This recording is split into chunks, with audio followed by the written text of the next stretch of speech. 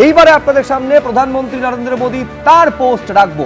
তিনি লিখছেন, চিরস্মরণীয় হয়ে থাকবে 26-এর ভোট। পশ্চিমবঙ্গে ফুটলো পদ্ম, চিরস্মরণীয় হয়ে থাকবে 26-এর ভোট। শেষ পর্যন্ত জিতলো জনতার ক্ষমতা এবং বিজেপির সুশাসনের রাজনীতি। রাজ্যবাসীর প্রত্যাশা পূরণের সব রকমের চেষ্টা করবে বিজেপি।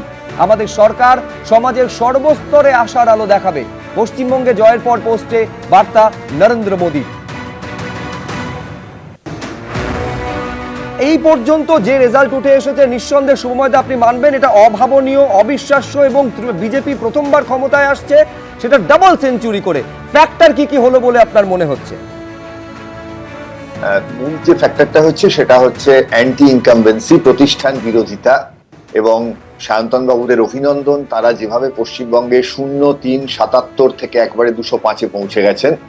এবং কেন প্রতিষ্ঠান বিরোধিতাটা গুরুত্ব দিচ্ছি, কারণ সায়ন্তন বাবু যে পয়েন্টটা বললেন অত্যন্ত গুরুত্বপূর্ণ, যে একেবারে সংখ্যালঘু ভোটের উপর নির্ভর না করে বিজেপির এই জয়। বিজেপি অবশ্যই সংখ্যালঘু ভোটের উপর নির্ভর না করলেও এবার সংখ্যাগরিষ্ঠতা পেত, কিন্তু যে জায়গাটা একটা খুব ইন্টারেস্টিং পয়েন্ট সেটা হচ্ছে প্রতিষ্ঠান বিরোধিতা যদি লক্ষ্য করেন তাহলে সেক্ষেত্রে লক্ষ্য করবেন যে প্রচুর আসনে যেখানে সংখ্যালঘুদের ভোট যথেষ্ট সেখানেও তারা কিন্তু প্রতিষ্ঠান বিরোধিতার কারণে বিজেপিকে ভোট না দিলেও সিপিআইএম, কংগ্রেস, আইএসএফ এদেরকে ভোট দিয়েছেন। এবং যেহেতু অবশ্যই হিন্দু ভোট কনসলিডেটেড হয়েছে, সেইখানে বিজেপি প্রার্থীরা জয়ী না হলেও বেশিরভাগ জায়গায় জয়ী তো হয়েছেনই, অনেক জায়গায় দ্বিতীয় স্থান বা কাছাকাছি তৃতীয় স্থানে এসছেন।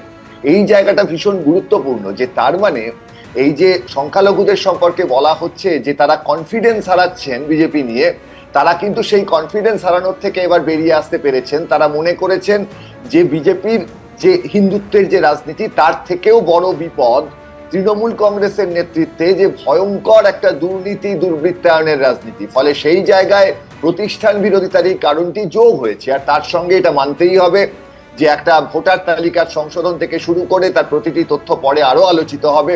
এত শান্তিপূর্ণ নির্বাচন, মানুষের মন থেকে ভয়টা সরে গেছে। হয়তো এবার এই রকম নির্বাচন কমিশনের কড়া ঘেরাটোপে নির্বাচন না হলে অন্যরকম ফল হতে পারত।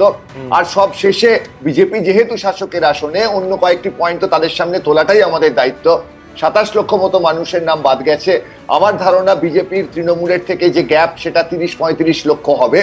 এবং বিজেপি অবশ্যই যুক্তি দেবে যে এই 30-35 লক্ষকে ওই 27 লক্ষ পুরো পেলেও তৃণমূল মেকআপ করতে পারতো না। কিন্তু এই যে ভোটগুলো, এগুলো আগামী দিনে সত্যিকারের ট্রাইব্যুনালের মাধ্যমে তারা কিভাবে এগিয়ে নিয়ে চলেন এবং সেদিকে তো নজর থাকবে। কিন্তু এই যে জনগণের রায়, সেটা নিয়ে প্রশ্ন তোলার কোনো অবকাশ থাকে না, তার কারণ এই দুধের মধ্যে কোনো জল নেই। একেবারে নির্বিঘ্নে ভোট হয়েছে, মানুষ তার ভোটাধিকার স্বচ্ছভাবে অবাধে প্রয়োগ করতে পেরেছে।